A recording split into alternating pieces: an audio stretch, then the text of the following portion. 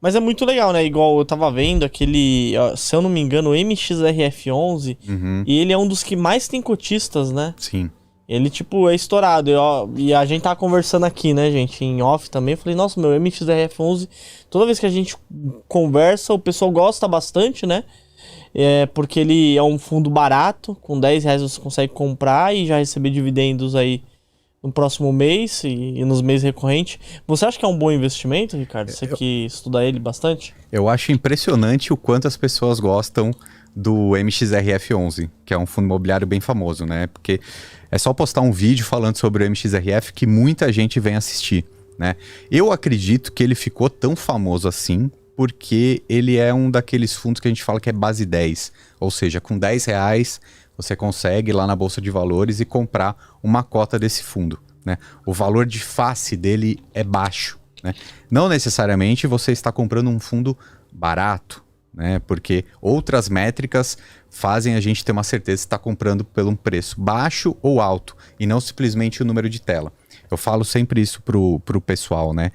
É a mesma coisa você comprar 10 cotas de um fundo que custa R$10 do que comprar uma cota de um fundo que custe 100. Né? Os dividendos vão vir em cima do dinheiro que você semelhante aportou. Ali, né? Os dois, né? Exatamente. Mas só do número tá 10 ali, você já prefere. Né? Eu acho que tem uma sensação. Acho um ponto bem interessante bem democrático. Né? Então, com R$10 você já começa a ser um pouquinho dono de um imóvel, digamos assim. Né? Então, é muito democrático. Com pouquíssimo dinheiro você consegue acessar a Bolsa de Valores, investir num fundo imobiliário e ter dividendos caindo na sua conta sempre. Então isso aí eu acho excelente. Tá? Quem está assistindo a gente, abre conta uma corretora de valores, tem um monte que é taxa zero. Um monte, a maioria. Compra um fundo imobiliário, vai custar entre 10 e 100 reais. No mês que vem, está caindo dividendo na sua conta. Então é uma máquina de gerar mais dinheiro. É um tipo de investimento bem interessante. Obviamente, você vai estudando mais, você vai conhecer mais sobre o assunto, vai diversificar sua carteira, mas a lógica é essa.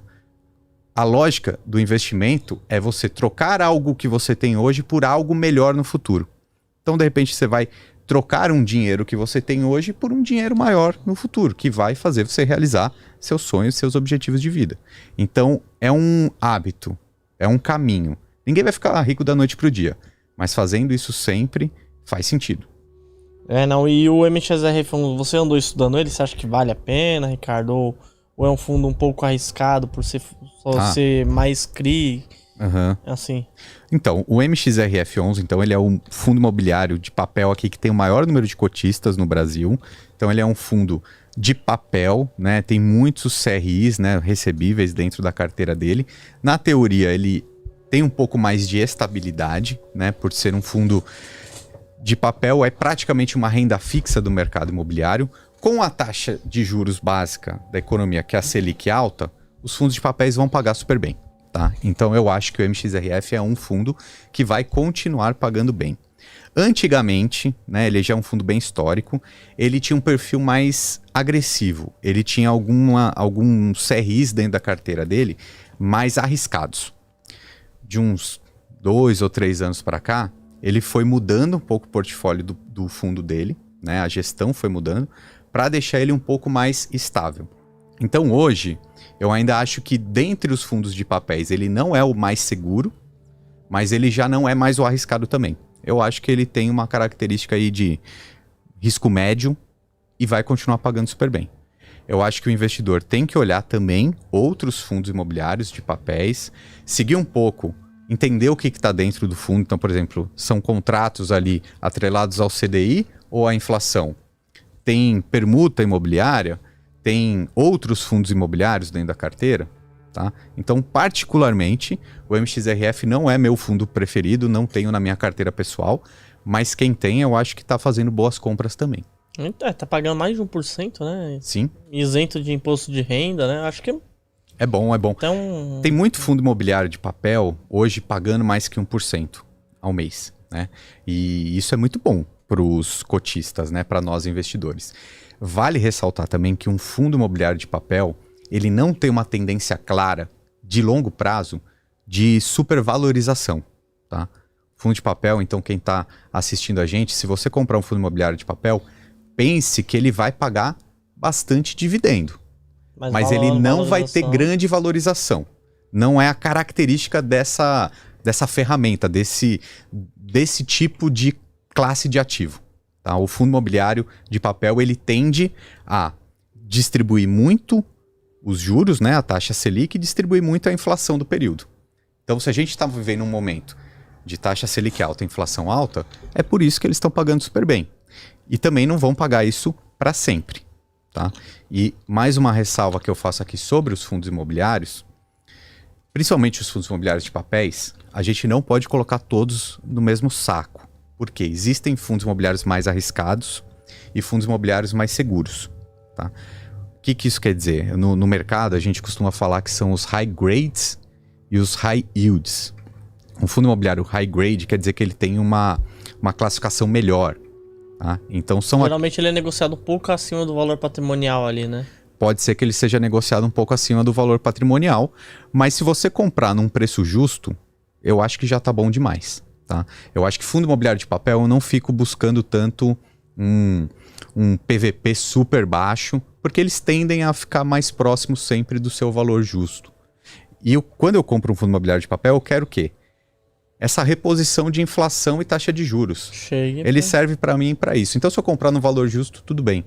Valorização eu vou procurar em outros ativos, até mesmo os fundos de tijolos, porque esses sim ficam subprecificados. Né? Hoje a gente tem fundos de tijolos negociando a quase 30% de desconto. Nossa. Né? Que é o PVP deles de 0,7, 0,8. Isso em algum momento da nossa economia vai valorizar de novo. Só que a gente não tem como saber se vai ser daqui a 1 ano, 2 anos, 3 anos ou mais para frente. A tendência é que tenha valorização. Historicamente, os fundos de tijolos valorizam. Os fundos de papéis não. Né? Então, os fundos de papéis, os high grades, eles são mais seguros. Pode ser que para o investidor comum seja um pouquinho mais difícil de identificar, mas dentro do relatório gerencial dá para ver essas informações. Principalmente quando você vê que os emissores desses CRIs são algumas instituições mais confiáveis ou não. Por exemplo, Cyrela, Elbor, Trisul, enfim, empresas mais fortes tendem a pagar menos nos seus CRIs, mas são mais seguros. Mais seguros, são empresas mais robustas, né? Exatamente. Agora, se você for pegar aquele empreendimento multipropriedade no interior do Rio Grande do Sul, obviamente ele é menos seguro. Quer dizer que vai ter calote? Quer dizer que vai prejudicar o cotista? Não é uma certeza, mas tem mais risco. E essa é uma batalha que o investidor tem que ter. Esse equilíbrio entre o risco e o retorno.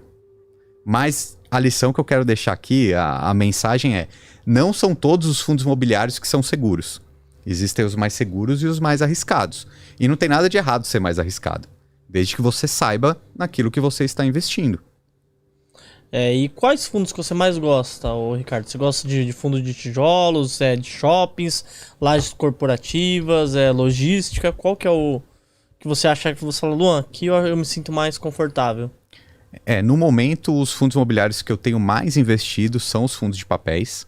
Né? Eu acho que não dá para fechar os olhos para um investimento com taxa de juros alta, com inflação alta. O fundo imobiliário de papel, ele paga isso para nós cotistas, tá? Então, estou bem satisfeito com os meus fundos de papéis, comprando eles num PVP justo, né? Próximo de 1. Comprar no valor justo, para mim, tá ótimo. Mas, obviamente, a diversificação na carteira sempre faz sentido. Então, também tenho fundos de tijolos. Gosto muito do setor de logística. Né? Eu acho que o setor de logística ele tende muito a crescer. Né? Essa parte de entregas, e-commerce é forte. Né? E esses galpões logísticos próximos a grandes centros. Então, o setor logístico eu gosto. Eu gosto do setor de lajes corporativas, embora esteja muito defasado, assim, está sofrendo muito, até pela questão do home office, que ainda não foi pacificada. Né? Então, eu gosto das lajes corporativas tradicionalmente, mas eu ainda acho que vão sofrer por um tempo. Né? Então, tem que ser um pensamento mais de longo prazo mesmo. Eu diria que essas 3 caixinhas aqui são as minhas E preferências shopping hoje. não gosta, não? Shopping eu tenho na minha carteira também, mas eu fiquei um pouco traumatizado Qual- com a época da pandemia, porque ele é um tipo de investimento que depende muito também da economia do país, né? Se os shoppings estão fechados, se as pessoas não estão consumindo no shopping, isso também afeta o dividendo do fundo, né? Então, por exemplo, um fundo imobiliário de shopping ganha mais se mais pessoas circulam naquele shopping. Se mais pessoas usam o estacionamento daquele shopping, se usam o cinema daquele shopping, se compram mais nas épocas comemorativas, isso repercute também no dividendo que o fundo de shopping paga, né? Então, nesse momento que a economia brasileira não está assim tão favorável para o consumo, né, para o varejo, para o shopping, não estou tão confiante, assim, otimista para os fundos de shopping, embora, como eu falei, eu ainda tenho na minha carteira. Para esse pensamento de longo prazo, o brasileiro gosta de shopping. Ele não vai deixar de ir. Embora nesse momento não esteja favorável ao consumo, tudo é cíclico. Em algum momento vai voltar. E tem alguns shoppings aí, gente, que o estacionamento é muito caro, né? Sim. Nossa, você vai naquele Cidade Jardim ali, dá até medo do estacionamento. Mas não tá cheio? Tá cheio, sempre tá cheio. Porque é uma necessidade. Vamos lá, 60 o público pau. quer. O público... Não, todos os shoppings aqui em São Paulo tá cheio. Sim. Qualquer shopping que você vai tá cheio. Sim. Né? Eu acho que realmente é um setor, pelo menos aqui em São Paulo, que não fica desamparado, não.